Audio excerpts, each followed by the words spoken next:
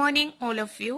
આજે આપણે ભણીશું વિષય સામાજિક વિજ્ઞાન, ચેપ્ટર નંબર 16, જેનું નામ છે આર્થિક ઉદારીકરણ અને વૈશ્વિકીકરણ. તો એની એ પાઠની આજે આપણે વિસ્તૃત રીતે સમજૂતી મેળવીશું. સૌ પ્રથમ આપણે પ્રસ્તાવના રૂપ જોઈ લઈએ કે 1947માં જ્યારે અંગ્રેજોનું શાસન ભારતમાં હતું અને એ 1947માં અંગ્રેજો ભારત મૂકીને ગયા, ત્યારે આપણા ભારત દેશને 1947માં આઝાદી મળી. ત્યારે ભારતની અંદર આર્થિક વિકાસ કરવા માટે થઈને ઘણા બધા એવા આયોજનના માર્ગ અપનાવવામાં આવ્યા કે આપણે કહીએ કે જે દેશને આર્થિક રીતે, હવે આર્થિક રીતે આર્થિકનું એવો અર્થ થાય કે નાણાકીય સાથે એ આર્થિક વસ્તુ જોડાયેલી છે. અર્થ એટલે નાણું થાય. અહીં એના આગળ દેશનો વિકાસ કરવા માટે દેશનો એવો નાણાકીય વિકાસ કઈ રીતે આગળ લાવી શકાય એમના માટે થઈ અને ઘણા બધા રસ્તાઓ અમલમાં આવ્યા. તો એમના માટે જે તે સમય 1947માં પહેલા લોકશાહીની શરૂઆત થઈ. હવે એ લોકશાહી સામે એવું નક્કી કરવામાં આવ્યું કે કોઈ પણ આયોજન કરવામાં આવે તો એ આયોજનના સંદર્ભની અંદર અલગ અલગ પ્રકારની, આપણે કહીએ કે અલગ અલગ પ્રકારની યોજનાઓ ઘડી કાઢવામાં આવે અને એ યોજનાઓ દ્વારા એ પૈસા કમાવામાં આવે. તો અહીંયા સૌથી પહેલા 1947માં આઝાદી મળ્યા પછી 1950ની અંદર પહેલો એવો પ્રસ્તાવ મૂકવામાં આવ્યો અને એ પ્રસ્તાવની અંદર નક્કી કરવામાં આવ્યું કે દેશની અંદર દર 5 વર્ષે કોઈ યોજનાઓ ઘડવી અને એ યોજનાઓનું આયોજન કરવું. હવે એ આયોજનના અનુસંધાનના આધારે દર વર્ષે સરકાર દ્વારા કંઈક ને કંઈક ઉમદા એવા અંદાજપત્રો બહાર પાડી અને એમનો નિકાલ કરવો. આમાં આપણે કહીએ કે 1950માં પંચવર્ષીય યોજનાઓ મુકાઈ અને 1951માં પંચવર્ષીય યોજનાઓ અમલમાં આવી. બરાબર. 1951 થી લઈને લગભગ 1912 સુધી પંચવર્ષીય યોજનાઓ અમલમાં આવી, પરંતુ એ પછી યોજનાઓ બંધ થઈ ગઈ અને પછી એનો સાથ એટલે આ પંચવર્ષીય યોજનાઓનો સાથ છે એ નીતિ આયોજન એટલે કે નીતિ આયોગે લઈ લે છે. અને આ પંચવર્ષીય યોજનાઓના 3 ભાગ પાડવામાં આવ્યા. તેમાંનો પહેલો ભાગ છે નાણાકીય નીતિ, બીજું છે રાજકોષીય નીતિ અને ત્રીજું છે ઔદ્યોગિક નીતિ. બરાબર. આ 3 નીતિઓના ભાગ પાડવામાં આવ્યા. હવે સૌ પ્રથમ આપણે કહીએ નાણાકીય નીતિ. નાણાકીય નીતિ કોને કહેવામાં આવે? તો સરકાર જે 5 વર્ષ માટે અમુક વસ્તુનું આયોજન કરીને તેના અનુસંધાને એમની પાછળ દર વર્ષે કેટલા પૈસાઓ વાપરવા એના માટે સરકાર નીતિ ઘડે એને નાણાકીય નીતિ કહેવામાં આવે છે. મિત્રો હા સમજજો, બીજી વાર બોલું છું કે સરકાર જે 5 વર્ષ માટે અમુક વસ્તુનું આયોજન કરે છે, હવે એ વસ્તુનું આયોજન કરીને તેના અનુસંધાને એમની પાછળ દર વર્ષે કેટલા પૈસા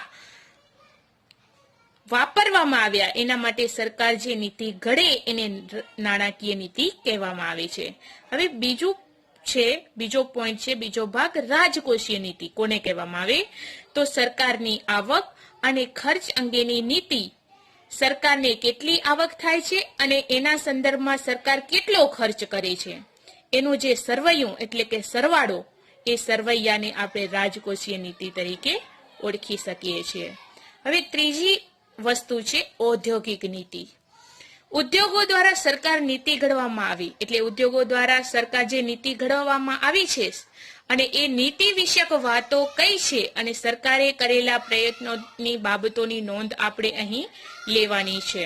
હવે પંચવર્ષીય યોજનાઓ બરાબર થઈ, પરંતુ અહીં 1951માં સરકારને ખબર પડી કે આપણે જે 5 વર્ષનું આયોજન કરી રહ્યા છીએ, પંચવર્ષીય યોજનાઓ ઘડી રહ્યા છીએ, પરંતુ દિશાઓ બગાડી રહ્યા છીએ, છતાં પણ કશો ફેર પડતો નથી અને ભારતનો આર્થિક વિકાસ પણ વધતો નથી. તો સરકારે શું કરવું? તો કે પંચવર્ષીય યોજનાઓથી સરકારને નિષ્ફળતા મળી છે અને ભૂતકાળની તપાસ કરવાનું શરૂ કર્યું. ચલો આપણે કઈ કઈ ભૂલો કરી છે તે ભૂલો સુધારી લેવા માટે જુદી જુદી આર્થિક નીતિઓને નવો ઓપ આપવાનો નિર્ધાર કરે છે, નિર્ણય કરે છે અને છેવટે 1991ની ઔદ્યોગિક નીતિમાં આર્થિક વિકાસને પોષક અને એવા આર્થિક સુધારાઓ અમલમાં મૂકે છે. હવે છેવટે શું કરે છે? ઔદ્યોગિક નીતિ જે 1991ની અંદર ઔદ્યોગિક નીતિમાં આર્થિક વિકાસને પોષક બને, એટલે આર્થિક વિકાસ આગળ જળવાય અને આર્થિક સુધારાઓ બની રહે એ આર્થિક સુધારાઓ માટે અમલમાં મૂકવામાં આવી. આ ઉપરાંત આપણે કહીએ કે ઉદારીકરણ, ખાનગીકરણ અને વૈશ્વિકીકરણ તરીકે ઓળખવામાં આવી છે. હવે આટલી બધી બાબતો છે એને આપણે વૈશ્વિકીકરણ, ઉદારીકરણ અને ખાનગીકરણ તરીકે ઓળખી શકીએ. તો આ વાત થઈ પ્રસ્તાવના રૂપ. તો હવે આગળ આપણે સમજૂતી મેળવીશું આર્થિક ઉદારીકરણ. આર્થિક ઉદારીકરણ કોને કહેવામાં આવે છે? તો સરકાર ઔદ્યોગિક નીતિ દ્વારા ખાનગી એટલે પ્રાઇવેટ ક્ષેત્ર પરના અંકુશો અને નિયંત્રણોમાં ક્રમશઃ ઘટાડો કરે છે. હવે એ વિકાસને પ્રોત્સાહિત કરે તેને ઉદારીકરણની નીતિ તરીકે ઓળખવામાં આવે છે. મિત્રો, આપણે કહીએ કે આપણને પ્રોત્સાહન મળતું રહે. આપણે સ્કૂલમાં ભણીએ છીએ, કોઈ એવું એક્ટિવિટી હોય અથવા તો આપણને પ્રયોગ કરવો હોય વિજ્ઞાનનો, તો આપણને પ્રેરણા મળતી હોય, પ્રોત્સાહન મળતું હોય, બરાબર. આપણે એ પ્રયોગ બરાબર ભણ્યા અને એ સરસ મજાનો એવો આપણે પ્રયોગ કર્યો તો આપણને શિક્ષક છે એ પ્રોત્સાહન પૂરું પાડે છે. તો એવી રીતે અહીંયા આર્થિક ઉદારીકરણની વાત છે કે સરકાર ઔદ્યોગિક નીતિ દ્વારા પેલા ખાનગી ક્ષેત્ર પરના જે અંકુશો છે અને નિયંત્રણો છે એમાં ક્રમશઃ ઘટાડો કરે છે અને વિકાસ થાય. કયા દ્રષ્ટિએ? તો આર્થિક દ્રષ્ટિએ વિકાસ થાય એને પ્રોત્સાહિત કરે, તેને ઉદારીકરણની નીતિ તરીકે ઓળખવામાં આવે છે. હવે ખ્યાલ આવ્યો ને આર્થિક ઉદારીકરણ કોને કહેવાય? શરૂઆતના તબક્કામાં ઉદારીકરણ અન્વયે જે આર્થિક સુધારાઓ અપનાવવામાં આવ્યા હતા તે મુખ્યત્વે નીચે મુજબ છે. એટલે કે આપણે કહીએ કે ઉદારીકરણ દરમિયાન જે આર્થિક સુધારાઓ અપનાવવામાં આવ્યા હતા, હવે એ આર્થિક સુધારાઓ આ પ્રમાણે છે. પહેલું છે કે 18 ઉદ્યોગો છે એ જાહેર સાહસો માટે અનામત હતા. તે સિવાયના અન્ય ઉદ્યોગો માટે પરવાના પદ્ધતિ એટલે મંજૂરી એવી પદ્ધતિ નાબૂદ કરવામાં આવી. બીજું છે રેલવે, અણુ ક્ષેત્ર અને સંરક્ષણ સિવાયના તમામ એવા ક્ષેત્રો છે જે ખાનગી ક્ષેત્ર માટે ખુલ્લા મૂકી દેવામાં આવ્યા. ત્રીજી વસ્તુ છે કે ઉદ્યોગો માટેની જે ફરજિયાત નોંધણી છે, નોંધણી પ્રથા છે એ રદ કરી દેવામાં આવી. ચોથું છે પ્રદૂષણ ન ફેલાય અને પર્યાવરણ માટે જોખમ ન હોય તેવા ઉદ્યોગો સ્થાપવા માટે કેન્દ્ર સરકારની મંજૂરી એટલે કે પરવાનગી મેળવવાની જોગવાઈ પણ રદ કરવામાં આવી. તો આ બધા છે એ આર્થિક સુધારા છે આર્થિક ઉદારીકરણના તબક્કા પ્રમાણે. હવે જોઈએ એ ઉદારીકરણના લાભો, એટલે કે એ ઉદારીકરણથી કયા કયા લાભો થાય છે. તો ઉદારીકરણના પરિણામે ખાનગી ક્ષેત્રને મુક્ત વિકાસની તકો પ્રાપ્ત થઈ, જેથી ઉત્પાદનમાં વધારો થયો. હવે આપણે કહીએ કે લાભો થયા. ઉદારીકરણના પરિણામે ખાનગી ક્ષેત્ર એટલે પ્રાઇવેટ ક્ષેત્રને મુક્ત એવી વિકાસની તકો પ્રાપ્ત કરવામાં આવી. હવે એ તકો મળી એનાથી ઉત્પાદનમાં વધારો થયો, તે એક ઉદારીકરણના ક્ષેત્રે લાભ થયો કહેવાય.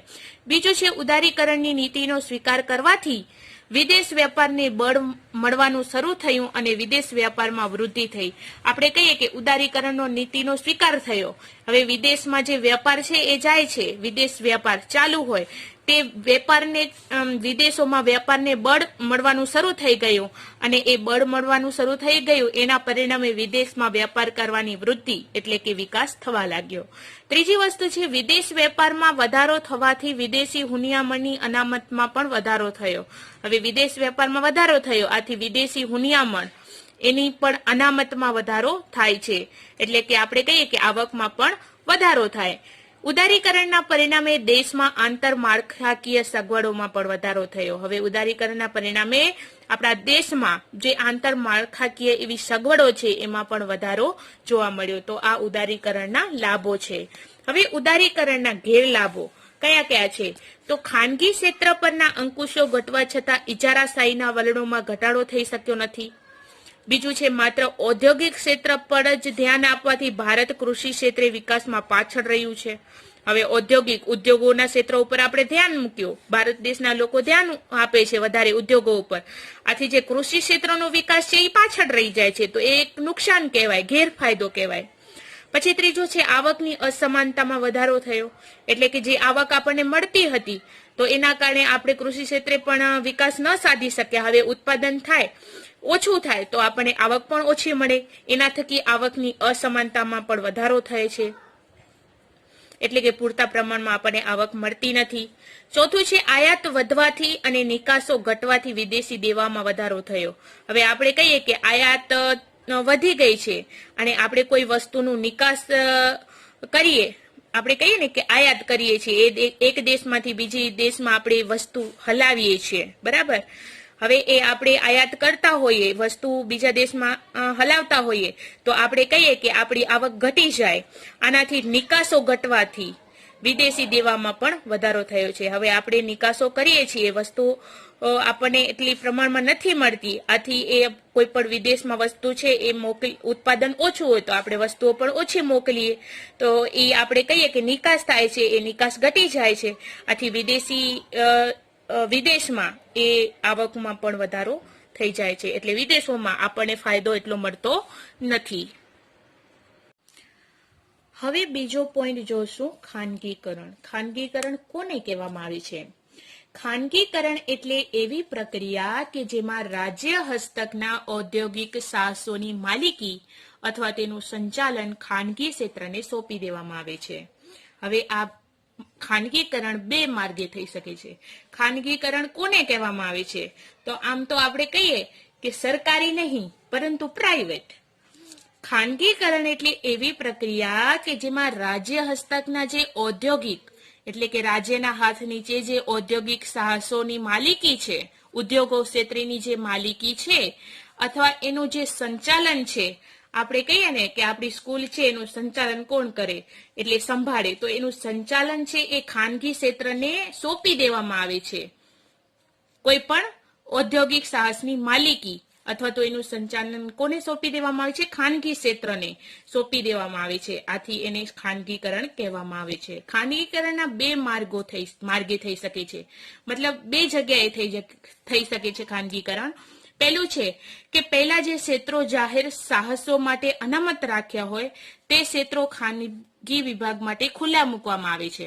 આપણે કહીએ કે જે ક્ષેત્ર એવા હોય જે જાહેર સાહસો માટે, એટલે કે આપણે કહીએ કે પ્રાઇવેટ એવી કોઈ પણ કાર્ય કરવું હોય તો એના માટે અનામત મૂકવામાં આવે છે, તો એ ક્ષેત્રો છે એ ખાનગી વિભાગ માટે ખુલ્લા મૂકી દેવામાં આવે છે. બીજું છે કે રાજ્ય હસ્તકની જે કંપનીઓ છે તો એ કંપનીઓની જે માલિકી છે એ માલિકી રાજ્ય પોતાની પાસે રાખે છે અને સંચાલન કોને આપે છે? તો ખાનગી કંપનીને આપી દે છે, અથવા તો સંચાલન રાજ્ય પોતાની પાસે રાખે તો એની માલિકી બધી હોય એ ખાનગી કંપનીને સોંપી દે છે. તો આપણે કહીએ કે એ ખાનગીકરણ બે માર્ગે થઈ શકે છે. એક તો કયું? તો જાહેર સાહસોના અનામત રાખ્યા હોય તો એ ક્ષેત્રો ખાનગી વિભાગ માટે ખુલ્લા મૂકી દેવામાં આવે છે, અને બીજી વસ્તુ એ કે જે રાજ્ય હસ્તકની કંપનીઓ છે તો એ માલિકી રાજ્ય પોતાની પાસે રાખે છે અને એનું સંચાલન કાર્ય હોય એને સંભાળવા માટે ખાનગી કંપનીઓને આપી દે છે.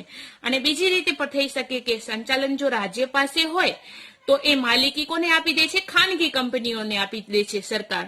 તો એવી રીતે આપણે કહી શકીએ કે ખાનગીકરણ બે માર્ગે થઈ શકે છે. હવે જોઈએ ખાનગીકરણથી લાભો કયા થાય છે.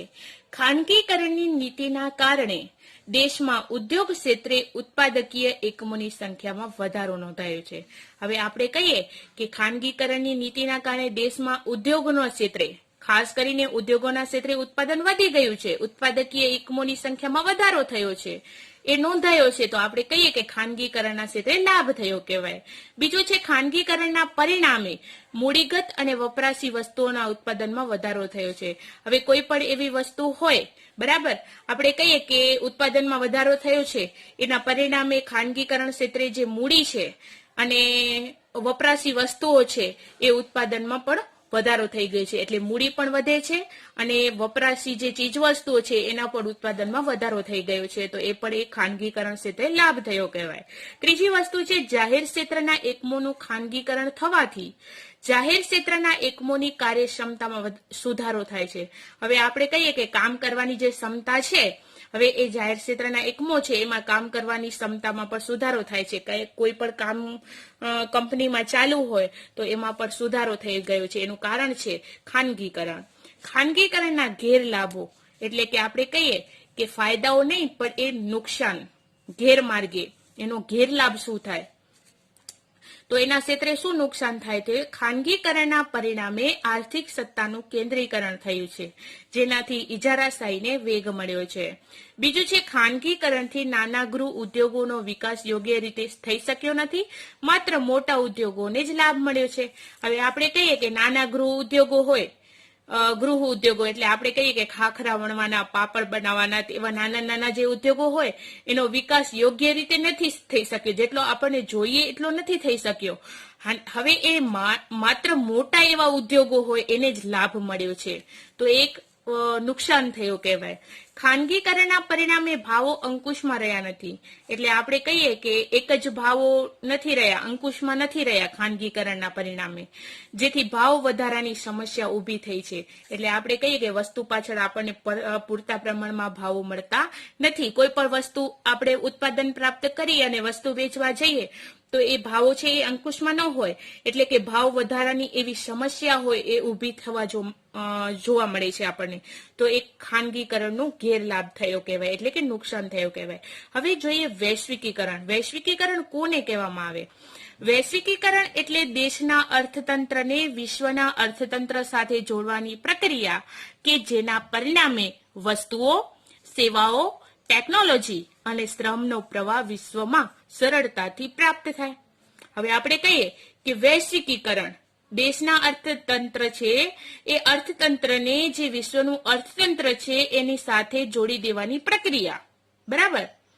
અને હવે એ જોડવાની પ્રક્રિયા છે એના પરિણામે વસ્તુઓ હોય, કોઈ પણ સેવાઓ હોય, ટેકનોલોજી હોય અને શ્રમનો પ્રવાહ છે એ વિશ્વમાં સરળતાથી પ્રાપ્ત થાય, એ વસ્તુને આપણે વૈશ્વિકીકરણ કહીએ છીએ. વૈશ્વિકીકરણના મુખ્યત્વે નીચે મુજબના સુધારાઓ હાથ ધરવામાં આવ્યા છે, એટલે કે સુધારાઓ થયા છે. પેલું છે બે દેશો વચ્ચે વ્યાપારના અવરોધો દૂર કરવા. હવે બે દેશો જેમ કે આપણે કહીએ કે ભારત અને અમેરિકા એ વચ્ચે જે વ્યાપારના અવરોધો હોય, કોઈ અડચણો હોય તો એને દૂર કરવી જોઈએ, એટલે કે એ પહેલા સુધારવું જોઈએ. બીજું છે એવી પરિસ્થિતિનું નિર્માણ કરવું કે જેથી બે દેશો વચ્ચે મૂડીની હેરફેર સરળતાથી થઈ શકે. હવે એમાં એ સુધારો વૈશ્વિકીકરણમાં કરવામાં આવ્યો છે, એવા હાથ ધરવામાં સુધારાઓ આવ્યા છે કે કોઈ પણ એવી પરિસ્થિતિનું નિર્માણ કરવું હોય જેથી બે દેશો એટલે કે ભારત અને અમેરિકા એ બે દેશો લઈએ, એના વચ્ચે જે મૂડી છે એ મૂડીની હેરફેર બરાબર રીતે સરળતાથી થઈ શકે, તો એમાં પણ સુધારો કરવો જોઈએ. એટલે કે એ એક સુધારો હાથ ધરવામાં આવ્યો છે કે બે દેશો વચ્ચેની મૂડીની હેરફેર સરળ થઈ શકે. ત્રીજી વસ્તુ છે ટેકનોલોજીની હેરફેરના અવરોધો દૂર કરવા જોઈએ. ટેકનોલોજી, વિજ્ઞાન આપણે કહીએ ને ટેકનોલોજી, તો એ ટેકનોલોજીની હેરફેર, એના અવરોધો, કોઈ અડચણો હોય ટેકનોલોજી ક્ષેત્રે હેરફેર કરવાની, તો એ પણ દૂર કરવા જોઈએ. ચોથી વસ્તુ છે વિશ્વના જુદા જુદા દેશો વચ્ચે શ્રમની હેરફેર મુક્ત રીતે કરવી જોઈએ. વિશ્વના કોઈ પણ એવા જુદા જુદા દેશો છે, હવે એ દેશો વચ્ચે જે શ્રમ કરવાની જે હેરફેર થતી હોય એ મુક્ત રીતે કરવી જોઈએ. પછી વૈશ્વિકીકરણની અસરો. વૈશ્વિકીકરણની ભારતીય અર્થતંત્ર પર મિશ્ર અસર થઈ છે. કેટલાક લાભો અને ગેરલાભો થયા છે, તે નીચે મુજબ છે. હવે વૈશ્વિકીકરણના લાભ જોઈએ. વૈશ્વિકીકરણના પરિણામે દેશમાં વિદેશી મૂડીરોકાણને પ્રોત્સાહન મળે છે. આપણે કહીએ કે વૈશ્વિકીકરણ થકી એના પરિણામે દેશમાં જે વિદેશી મૂડીરોકાણ થતો હોય તો એ મૂડીરોકાણને પ્રોત્સાહન મળે છે. એટલે આપણા દેશમાં જે વિદેશી મૂડીરોકાણ હોય એને પ્રોત્સાહન મળી રહે છે આપણા દેશ. વૈશ્વિકીકરણ દ્વારા વિકસિત દેશોમાં ઉત્પન્ન થતી જે વસ્તુઓ છે એ સરળતાથી પ્રાપ્ત થઈ શકે છે. આપણે કહીએ કે આપણી વિકસિત દેશો છે, બરાબર, વિકસિત સતત વિકાસશીલ એવા દેશો છે, એમાં ઉત્પન્ન થતી જે વસ્તુઓ છે એ સરળતાથી આપણને પ્રાપ્ત થઈ શકે છે એના કારણે. ત્રીજી વસ્તુ છે વૈશ્વિકીકરણના પરિણામે ભારત જેવા વિકાસશીલ દેશો આંતરરાષ્ટ્રીય હરીફાઈમાં ટકી રહેવાની શક્તિ પ્રાપ્ત કરે છે. આપણે કહીએ કે ભારત દેશ છે એ વિકાસશીલ દેશ કયો છે તો અમેરિકા, બરાબર.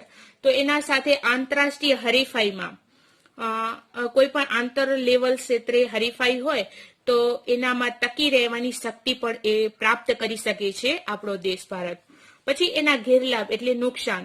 તો વૈશ્વિકીકરણથી ગરીબી અને બેરોજગારીની સમસ્યા હલ કરવામાં ધારી સફળતા મળી નથી. હવે વૈશ્વિકીકરણથી જે ગરીબી છે અને બેકારી છે, બેરોજગારી એટલે બેકારી, એવી સમસ્યાઓ આપણા દેશમાં ઉદ્ભવતી હોય છે.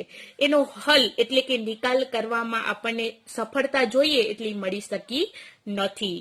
બીજું છે વિકાસશીલ દેશોને નિકાસ વૃદ્ધિ દ્વારા જે લાભો મળવા જોઈએ તે પૂરતા પ્રમાણમાં પ્રાપ્ત થઈ શક્યા નથી. એટલે આપણે કહીએ કે જે દેશો છે એને નિકાસ વૃદ્ધિ, આપણે કોઈ પણ વસ્તુનો નિકાસ કરીએ, એના ક્ષેત્રે આપણે આગળ વધીએ, વસ્તુને બીજા દેશમાં હલાવીએ, તો આપણે જોઈએ કે નિકાસ કરીએ છીએ વસ્તુની, બીજા દેશમાં એ વસ્તુ મોકલીએ છીએ, પણ એ જે આવક છે, કોઈ પણ લાભ છે એ મળવો જોઈએ, એ આપણને પૂરતા પ્રમાણમાં મળી શકતો નથી. ત્રીજી વસ્તુ છે વૈશ્વિકીકરણનો લાભ મોટા ઉદ્યોગોને વધુ મળ્યો છે, જ્યારે નાના ઉદ્યોગોને લાભ ઓછો મળ્યો છે. હવે વૈશ્વિકીકરણના લીધે આપણે કહીએ કે મોટા ઉદ્યોગોને લાભ એનો વધુ મળે છે, જ્યારે જે નાના ઉદ્યોગો કહેવાય તો એને લાભ છે એ વૈશ્વિકીકરણના લીધે ઓછો મળ્યો છે. તો એક ગેરલાભ કહેવાય, એટલે કે નુકસાન થયો કહેવાય. હવે સમજ મેળવીશું વિશ્વ વ્યાપાર સંગઠન WTO એટલે કે વર્લ્ડ ટ્રેડ ઓર્ગેનાઇઝેશન. સંયુક્ત રાષ્ટ્ર સંઘના સભ્ય દેશો દ્વારા 1 જાન્યુઆરી 1995 થી આંતરરાષ્ટ્રીય વ્યાપાર માટેની સંસ્થા વિશ્વ વ્યાપાર સંગઠન શરૂ કરવામાં આવ્યું, એટલે કે WTO શરૂ કરવામાં. કોના સભ્ય દેશો દ્વારા? તો સંયુક્ત રાષ્ટ્ર સંઘના સભ્ય દેશો દ્વારા. એ વ્યાપાર કરવા માટેની સંસ્થા, એ વિશ્વ વ્યાપાર માટેનું સંગઠન ક્યારે શરૂ કરવામાં આવ્યું? તો 1 જાન્યુઆરી 1995 થી શરૂ કરવામાં આવ્યું. આ સંસ્થાનું એટલે કઈ સંસ્થા? WTO એટલે કે વર્લ્ડ ટ્રેડ ઓર્ગેનાઇઝેશન. એ સંસ્થાનું મુખ્ય મથક ક્યાં આવેલું છે? તો સ્વિટ્ઝરલેન્ડ દેશના જીનીવા ખાતે રાખવામાં આવ્યું છે, એટલે એનું મથક. આ સંસ્થા છે WTO, એના ધ્યેયો એટલે કે હેતુઓ છે એ નીચે મુજબ છે. પેલું છે ધ્યેય એટલે કે હેતુ, વિશ્વના દેશો વચ્ચે વ્યાપારના અવરોધો દૂર કરવા. એટલે કે જે વિશ્વના દેશો છે, ભારત, અમેરિકા, આફ્રિકા, એ બધા દેશો છે, એ દેશો વચ્ચે જો વ્યાપાર કરવાનું હોય તો એ વેપારના જે અવરોધો હોય, અડચણો હોય, એ દૂર કરવી જોઈએ. એવું ધ્યેય છે આ વિશ્વ વ્યાપાર સંગઠન માટેનું. વિદેશ વ્યાપાર માટે દેશના ઉદ્યોગોને આપવામાં આવતું સંરક્ષણ દૂર કરવું. એટલે કે વિદેશ વ્યાપાર માટે જે દેશના ઉદ્યોગો છે એ ઉદ્યોગોને આપવામાં આવતું સંરક્ષણ છે એ દૂર કરવું, એવું હેતુ છે આ વિશ્વ વ્યાપાર સંગઠનનું. વૈશ્વિક વ્યાપાર નીતિ અને આર્થિક નીતિઓ સાથે સંકલન સાધવું. એટલે કે આપણે કહીએ કે WTO એનો એવો હેતુ છે કે વૈશ્વિક ક્ષેત્રે વિશ્વમાં આપણે કોઈ વ્યાપાર નીતિ, વ્યાપાર કરવાની નીતિ હોય, અને કોઈ આર્થિક એટલે કે નાણાંના ક્ષેત્રે એ નીતિ હોય, નાણાકીય નીતિ, એ બે નીતિઓ, વ્યાપાર નીતિ અને આર્થિક નીતિ સાથેનું સંકલન સાધવું જોઈએ. ચોથું છે વિશ્વમાં ઉદ્ભવતા વ્યાપારી ઝઘડાઓનું નિવારણ કરવું જોઈએ. વિશ્વમાં ઉદ્ભવતા એટલે કે જે વિશ્વમાં આપણે કહીએ કે વ્યાપાર ક્ષેત્રે જે ઝઘડાઓ થતા હોય તો એ ઝઘડાઓનું નિવારણ કરવું જોઈએ. એનો યોગ્ય રીતે આપણે કહીએ કે એટલે કે એ ઝઘડાઓ બંધ કરાવવા જોઈએ, નિવારણ કરવું જોઈએ. પછી એના કાર્યો કયા છે? WTO એટલે કે વર્લ્ડ ટ્રેડ ઓર્ગેનાઇઝેશનના શું કાર્યો કરે છે? તો પહેલું છે કે બહુરાષ્ટ્રીય વેપાર અને તેને લગતા કરારો માટે જરૂરી માળખું ઊભું કરી કરારોનો અમલ કરાવવો. એવું કાર્ય. તો જે રાષ્ટ્રીય વેપાર છે, રાષ્ટ્રીય લેવલે જે વેપાર છે એને લગતા જે કરારો છે, લખાણો છે, એ જરૂરી માળખું ઊભું કરવાનું અને પછી એ કરારોનો અમલ કરવાનું. બીજું છે વિશ્વ વ્યાપાર સંગઠન બહુરાષ્ટ્રીય વેપાર માટે થયેલ જે ચર્ચા વિચારણા છે અને જે વાટાઘાટો છે એના માટે ફોરમ, એટલે કે ચર્ચા માટેનું સ્થાન, એને ફોરમ કહેવાય, તો એ તરીકે કામગીરી બજાવે છે. હવે શું કામ કરે છે? તો વિશ્વ વ્યાપાર સંગઠન છે એટલે કે WTO એ બહુરાષ્ટ્રીય વેપાર માટે થયેલી જે ચર્ચા વિચારણા છે અને વાટાઘાટો છે એ માટે ફોરમ તરીકે કામગીરી કરે છે, ચર્ચાનું કામ કરે છે. ત્રીજી વસ્તુ છે WTO એ ભેદભાવ વગર, એટલે કે કોઈ પણ ભેદભાવ રાખ્યા વગર આંતરરાષ્ટ્રીય વેપારને પ્રોત્સાહન આપે છે. કોણ? WTO. ચોથું છે જુદા જુદા દેશો જે પોતાની રાષ્ટ્રીય નીતિને અનુસરતા હોય એનું અવલોકન કરે છે અને જરૂરી સુધારા વધારા સૂચવે છે. હવે આપણે કહીએ કે જુદા જુદા દેશો છે, અમેરિકા, ચીન છે, આફ્રિકા છે, ભારત છે, એ પોતાની રાષ્ટ્રીય નીતિને અનુસરતા, આપણે કહીએ કે ભારત દેશની નીતિ મતલબ રાષ્ટ્રીય નીતિને અનુસરતા હોય તેવું અવલોકન કરે છે અને જરૂરી સુધારા વધારા પણ સૂચવે છે અલગ અલગ જુદા જુદા દેશો પ્રત્યે. પછી વાત છે ભારતીય અર્થકારણ પર અસર, એટલે કે ભારતીય અર્થકારણ ઉપર કેવી અસર થઈ? તો આ સંસ્થાની સ્થાપના સમયથી જ ભારત આ સંસ્થાનું સભ્ય છે. આ સંસ્થાની સ્થાપના થઈ એટલે કઈ સંસ્થા? WTO.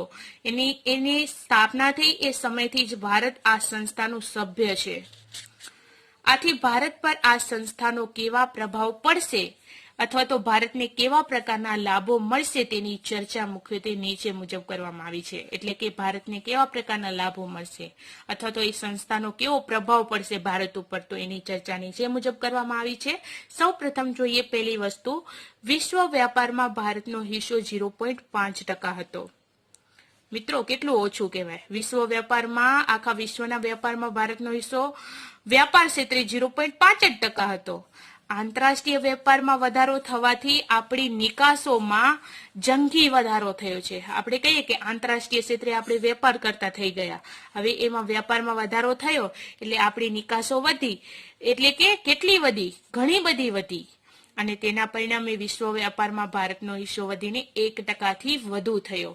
હવે છેવટે એ પરિણામે વિશ્વ વ્યાપારમાં ભારતનો હિસ્સો વધીને 1% કયા કારણે થયો? તો આંતરરાષ્ટ્રીય વેપારમાં વધારો થયો અને નિકાસોમાં વધારો થયો, એના કારણે હવે હિસ્સો વધીને 1% થયો છે. સેના ક્ષેત્રે? વ્યાપાર ક્ષેત્રે.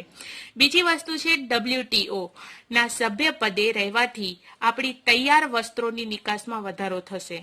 હવે આપણે કહીએ કે WTO વર્લ્ડ ટ્રેડ ઓર્ગેનાઇઝેશનના સભ્યપદ છીએ, બરાબર? એ સભ્યપદ ઉપર રહેવાથી આપણી જે તૈયાર વસ્ત્રો છે, કપડાં છે, એને આપણો નિકાસમાં વધારો થયો છે. એટલે કે એ કપડાં છે એ આપણે એની નિકાસ કરી શકીએ છીએ, એ ક્ષેત્રે પણ વધારો જોવા મળ્યો છે. ત્રીજી વસ્તુ છે WTOમાં સભ્ય થવાથી ભારત પોતાની ખેત પેદાશોની નિકાસમાં વૃદ્ધિ કરી શકશે. હવે એ અર્થકારણ પર, ભારતીય અર્થકારણ પર શું અસર થઈ? તો એ થઈ, અસર તો થઈ, પણ એના કારણે અનેક લાભો પણ મળશે એવી ચર્ચા પણ કરવામાં આવી છે. એમાંની ચર્ચા કે WTOમાં સભ્ય થવાથી ભારત પોતાની ખેત પેદાશો છે, જે ખેતી કરે છે અને જે ઉત્પાદન મેળવે છે એની નિકાસમાં પણ વૃદ્ધિ કરી શકશે. એ ભારત દેશ વિકાસ કરી શકશે. ચોથી વસ્તુ છે નિકાસમાં વધારો થવાથી આયાત પરનું દબાણ હળવું થશે અને વિદેશી હુંડિયામણમાં વધારો થશે. આપણે કહીએ કે નિકાસમાં વધારો થવાથી એ આપણે આયાત પરનું દબાણ હળવું થઈ જશે. એટલે કે આપણે કહીએ કે કોઈ પણ વસ્તુની આયાત કરતા હોઈએ, બરાબર? એ આયાત કરતા હોઈએ તો એના ઉપર જે દબાણ હોય છે એ હળવું થઈ જશે. અને વિદેશી જે હુંડિયામણ છે, વિદેશી જે આપણે કહીએ કે માલ મોકલીએ છીએ, તો એ વિદેશી હુંડિયામણમાં પણ વધારો થશે. આમ વિશ્વ વ્યાપાર સંગઠન સાથે જોડવાથી સભ્ય દેશ તરીકે ભારતને ઉપરોક્ત લાભો તો થશે, પરંતુ સાથે સાથે કેટલીક શરતોનું પાલન પણ ભારતે કરવું પડશે.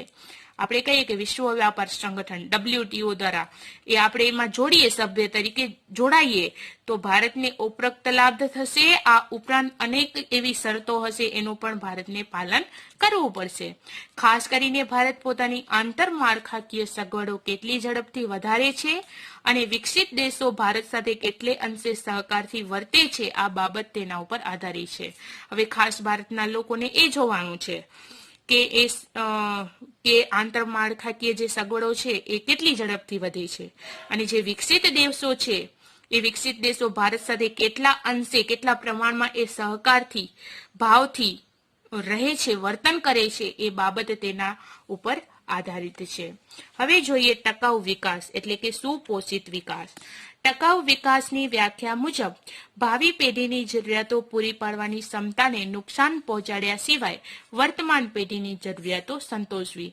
ટકાઉ વિકાસની વ્યાખ્યા આ પ્રમાણે છે. ટકાઉ વિકાસ કોને કહેવામાં આવે છે? તો ભાવિ પેઢીની જરૂરિયાતો પૂરી પાડવાની ક્ષમતાને નુકસાન પહોંચાડ્યા સિવાય વર્તમાન પેઢીની જરૂરિયાતો સંતોષવી. બરાબર? આપણે કહીએ કે કોઈ પેઢી છે, ભાવિ પેઢી, એની જરૂરિયાતો પૂરી પાડવા માટે એની ક્ષમતાને નુકસાન પહોંચાડ્યા વગર આપણે જે વર્તમાન પેઢી છે, હમણાંની પેઢી, એની જરૂરિયાતો સંતોષવી એટલે ટકાઉ વિકાસ. આમ ટકાઉ વિકાસમાં પર્યાવરણીય સંસાધનોની કાયમી જાળવણી પર ભાર મુકાયો છે.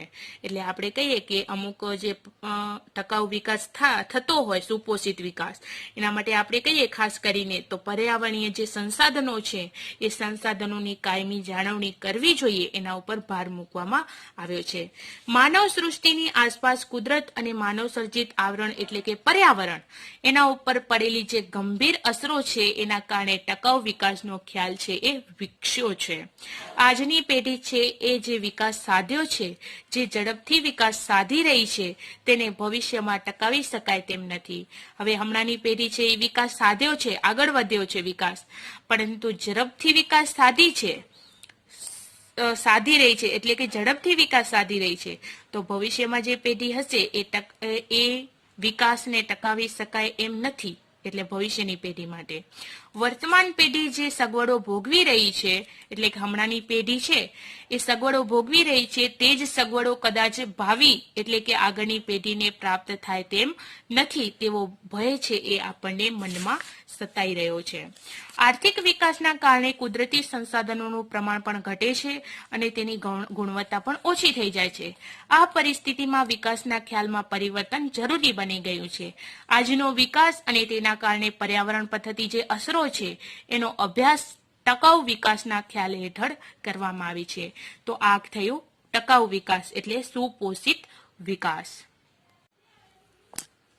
હવે સમજૂતી મેળવીશું પ્રાકૃતિક સાધનોના સંરક્ષણ એટલે કે રક્ષણ તેમજ સંવર્ધન એટલે કે જાળવણી માટેની નીચેની વ્યૂહરચના અપનાવવી જોઈએ. શેના માટે? પ્રાકૃતિક સાધનો માટે. પહેલું છે પુનઃ એટલે કે બીજી વાર ઉપયોગમાં લઈ શકાય તેવા પ્રાકૃતિક સાધનો જેવા કે ખેતી લાયક જમીન છે, જંગલો, જળ સંપત્તિ વગેરેનો ઉપયોગ તેમની ગુણવત્તા જળવાઈ રહે તે રીતે કરવો અને જે પ્રાકૃતિક સાધનો એક જ વખત ઉપયોગમાં લઈ શકાય તેવા છે જેવા કે કોલસો, પેટ્રોલિયમ, ખનિજો વગેરેનો કાળજીપૂર્વક ઉપયોગ કરવો જોઈએ. બીજું છે વાહન વ્યવહાર ખર્ચ ઓછું થાય તે રીતે ઉદ્યોગોનું સ્થાન નક્કી કરવું અને વાહનોમાં અને ઉદ્યોગોમાં પર્યાવરણ મિત્ર ટેકનોલોજીનો ઉપયોગ વધે તેવા પ્રયાસો હાથ ધરવા જોઈએ. એટલે કે આપણે કહીએ કે વાહન વ્યવહાર ખર્ચ ઓછું થાય, આપણને મુસાફરી કરીને ઓછું જવું પડે, એવી રીતે ઉદ્યોગોનું સ્થાન નક્કી કરવું જોઈએ અને વાહનો હોય અને ઉદ્યોગો હોય એમાં પર્યાવરણ મિત્ર ટેકનોલોજીનો ઉપયોગ વધારે થાય તેવા પ્રયાસો હાથ ધરવા જોઈએ. જે સાધનો એકથી વધુ ઉપયોગમાં લઈ શકાય તેવા હોય અને તેમને મહત્તમ ઉપયોગમાં લેવા. આપણે કહીએ કે જે સાધનો એકથી વધુ ઉપયોગમાં લઈ શકાય તેવા હોય તેમને મહત્તમ ઉપયોગ તરીકે ઉપયોગમાં લેવા જોઈએ. જેમ કે જુદી જુદી સિંચાઈ યોજનાઓના એકથી વધુ ઉપયોગ થાય છે. આપણે કહીએ કે એકથી વધુ ઉપયોગ લઈ શકાય તો એવી કઈ યોજના છે? તો સિંચાઈની યોજના છે. તો એનો ઉપયોગ એકથી વધુ વખત થઈ શકાય છે. દાખલા તરીકે વીજળી ઉત્પાદન છે, પૂર નિયંત્રણ છે, વાહન વ્યવહાર વગેરેમાં કરવા. એટલે આપણે કહીએ કે વીજળીનું ઉત્પાદન કરવું હોય, પછી પૂરને નિયંત્રણમાં લાવવું હોય, પછી વાહન વ્યવહાર વગેરે ક્ષેત્રે એનો ઉપયોગ કરવો.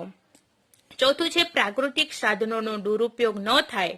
ઔદ્યોગિક કચરાનો બિન આયોજિત નિકાલ, ઝેરી રસાયણો હોય, વધતા જતા ગંદા વસવાટો હોય એને અટકાવવા વગેરે ઉપર નિયંત્રણો મૂકવા. પ્રાકૃતિક સાધનોનો દુરુપયોગ ન થાય એટલે આપણે કહીએ કે એનો ઉપયોગ ન થાય એવી રીતે એનું ધ્યાન રાખવું. પ્રાકૃતિક સાધનો એટલે તમે સૌ જાણો છો પ્રાકૃતિક સાધનો કયા છે. તો પ્રાકૃતિક સાધન તરીકે આપણે કહીએ કે ખેતી લાયક જમીન છે, જંગલો છે, એ આપણા પ્રાકૃતિક સાધનો છે. એનો દુરુપયોગ ન થાય એટલે કે ઉપયોગ તો ભલે કરો પણ એનો ઉપયોગ રૂપે એને નુકસાન ન પહોંચાડો એવી રીતે. ઔદ્યોગિક કચરાનો બિન આયોજિત નિકાલ કરો. ઉદ્યોગોનો જે કચરો છે એનો બિન આયોજિત રીતે નિકાલ કરવાનો. ઝેરી રસાયણો છે, વધતા જતા ગંદા એવા વસવાટો હોય, માર્ગો હોય, રસ્તાઓ હોય એને અટકાવવા વગેરે ઉપર નિયંત્રણો મૂકવા જોઈએ. ઉત્પાદનના તમામ ક્ષેત્રોમાં સૌર અને પવન ઉર્જા જેવી બિન પરંપરાગત ઉર્જા છે એનો ઉપયોગ વધારવા પર ભાર મૂકવો. આપણે કહીએ કે ઉત્પાદનના તમામ એવા ક્ષેત્રો હોય એના ઉપર પવન ઉર્જા અને સૌર ઉર્જા જેવી જે બિન પરંપરાગત ઉર્જાઓ છે એનો ઉપયોગ વધારે થાય એના ઉપર ભાર મૂકવું જોઈએ. પછી છેલ્લું છે પર્યાવરણની સુરક્ષા માટેના પગલાં એટલે કે પર્યાવરણની સુરક્ષા રક્ષણ કેવી રીતે કરી શકો એના માટેના કયા પગલાં લેવામાં આવ્યા છે. તો પર્યાવરણની સુરક્ષા માટે સ્વીડનના સ્ટોકહોમ શહેરમાં 1972માં પ્રથમ વખત પૃથ્વી પરિષદ એટલે કે એ સભા બરાબર પૃથ્વી પરિષદનું આયોજન થયું. ક્યાં? તો સ્વીડનના સ્ટોકહોમ શહેરમાં. ક્યારે? તો 1972માં સૌ પ્રથમ વાર. શેના માટે? તો પર્યાવરણની સુરક્ષા જાળવવા માટે એક સભા યોજાણી, એનું આયોજન કરવામાં આવ્યું. ત્યારબાદ વખત વૈશ્વિક ધોરણે પર્યાવરણ અંગે જુદા જુદા અનેક સંમેલનો અને શિબિરો યોજવામાં આવી. તેમાં પર્યાવરણની સુરક્ષા માટે એટલે કે રક્ષણ કરવા માટે અનેક પગલાં લેવાનું નક્કી કરવામાં આવ્યું. ભારત પણ આ વૈશ્વિક પ્રયાસોમાં સામેલ છે એટલે કે વૈશ્વિક દ્રષ્ટિએ વિશ્વમાં જે પ્રયાસો ચાલી રહ્યા છે એમાં ભારત પણ સામેલ છે. રાષ્ટ્રીય સ્તરે પર્યાવરણ જાગૃતિ માટે સરકાર વિવિધ પ્રયાસો કરી રહી છે. આપણે કહીએ કે રાષ્ટ્રીય સ્તરે પર્યાવરણ જાગૃતિ લાવવી જોઈએ એટલે કે પર્યાવરણ જાગૃતિમાં એવું હોય કે જંગલોનો નાશ ન કરવું જોઈએ. જંગલો એટલે કે નવા આપણે કહીએ કે નવી જાતના વૃક્ષો વાવવા જોઈએ. પડતર જમીન હોય ત્યાં વધારે વૃક્ષારોપણ કરવું જોઈએ. તો એ આપણે કહીએ કે પર્યાવરણની જાગૃતિ કહેવાય. એના માટે સરકાર વિવિધ પ્રયાસો કરી રહી છે. જેમ કે પહેલું છે કે દેશના મુખ્ય શહેરોના પ્રદૂષણની માહિતી પ્રગટ થાય છે. એટલે દેશના જે મુખ્ય શહેરો હોય એ દેશના મુખ્ય શહેરો જેમ કે મોટા અમદાવાદ છે, વડોદરા છે, એવા એ શહેરો પ્રદૂષણની માહિતી પ્રગટ થાય છે. એટલે કે એ શહેરોમાં પ્રદૂષણ એટલે કે જેમ કે પ્રદૂષણ અલગ રીતે ફેલાય બરાબર. હવા દ્વારા આપણે કહીએ કે ધુમાડા દ્વારા પણ પ્રદૂષણ ફેલાય તો એવી માહિતી છે એ પ્રગટ થાય છે. પ્રદૂષણ પર નિયંત્રણ રાખવા માટે કેન્દ્ર તથા રાજ્ય પ્રદૂષણ નિયંત્રણ બોર્ડની સ્થાપના કરવામાં આવી. હવે આપણે કહીએ કે પ્રદૂષણ ઉપર નિયંત્રણ રાખવા માટે પ્રદૂષણ ન ફેલાય એ માટે કેન્દ્ર સરકાર અને રાજ્ય એટલે કેન્દ્ર દ્વારા અને રાજ્ય દ્વારા પ્રદૂષણ નિયંત્રણ એવી બોર્ડની સ્થાપના કરવામાં આવી છે. વિશ્વભરમાં 5મી જૂનને પર્યાવરણ દિવસ તરીકે જાહેર કરવામાં આવ્યો છે. હવે મિત્રો વિશ્વભરમાં આપણે કહીએ ને ઓલ ઓવર આખા વિશ્વમાં 5મી જૂનને પર્યાવરણ દિવસ તરીકે જાહેર કરી દેવામાં આવ્યો છે. 1981માં ભારત સરકારે વાયુ પ્રદૂષણ એટલે કે હવા પ્રદૂષણ નિયંત્રણ ધારો પસાર કર્યો. મિત્ર એવું પણ પ્રશ્ન પૂછાય તમને કે વાયુ પ્રદૂષણ ધારો ક્યારે પસાર કરવામાં આવ્યો અથવા તો ભારત સરકારે વાયુ પ્રદૂષણ નિયંત્રણ ધારો ક્યારે પસાર કર્યો? તો શું આવશે? 1981 આવશે. એટલે કે 1981માં ભારત સરકારે વાયુ પ્રદૂષણ નિયંત્રણ ધારો પસાર કર્યો. 5મું છે કે ઓઝોનના સ્તરનું ગાબડું, પરમાણુ કચરાનો નિકાલ અને જૈવિક વિવિધતાની જાળવણી માટેના વૈશ્વિક સમજૂતીઓ થઈ છે. હવે આપણે કહીએ કે ઓઝોનનું સ્તર એનો ગાબડું થાય, કંઈક પણ ફરક પડી જાય, નુકસાન થાય, અથવા તો પરમાણુ કચરા હોય એનો નિકાલ, કે પરમાણુ કચરો એટલે આપણે કહીએ કે બોમ્બ હોય કે વિસ્ફોટ થાય, હવે એ બધો કચરો છે. અને જૈવિક વિવિધતાની જાળવણી, એના માટે વૈશ્વિક વિશ્વની સમજૂતીઓ પણ થઈ છે. આમ પર્યાવરણના રક્ષણની જવાબદારી એ આપણા સૌની છે. એટલે કે પર્યાવરણનું રક્ષણ કરવું જોઈએ એ આપણા સૌ નાગરિકોની ફરજ છે. જો આપણે પ્રદૂષણ ઉપર અંકુશ નહીં મૂકીએ તો એ સમય દૂર નથી કે જ્યારે પૃથ્વી ઉપરનું સમગ્ર જીવન નષ્ટ થઈ જશે. હવે આપણે કહીએ કે પ્રદૂષણ ઉપર આપણને અંકુશ રાખવાનો જ છે, કારણ કે એ પ્રદૂષણની આપણે અંકુશ નહીં મૂકીએ તો સમય દૂર નથી આપણા માટે કે જ્યારે એ પૃથ્વી પરનું આખું સમગ્ર જીવન છે એ નષ્ટ થઈ જશે. એટલે આપણને પર્યાવરણનું રક્ષણ કરવું જોઈએ, વધારે વૃક્ષો વાવવા જોઈએ, પડતર જમીનમાં વૃક્ષોનું રોપણ કરવું જોઈએ, અને જંગલોનું નાશ કરવું જોઈએ નહીં. અને એ ઉપરાંત પ્રદૂષણ છે એ ફેલાવવું નહીં, અને યોગ્ય કચરાનો નિકાલ કરી દેવો જોઈએ. તો અહીંયા આ પાઠ પૂરું થાય છે, આર્થિક ઉદારીકરણ અને વૈશ્વિકીકરણ. Thank you.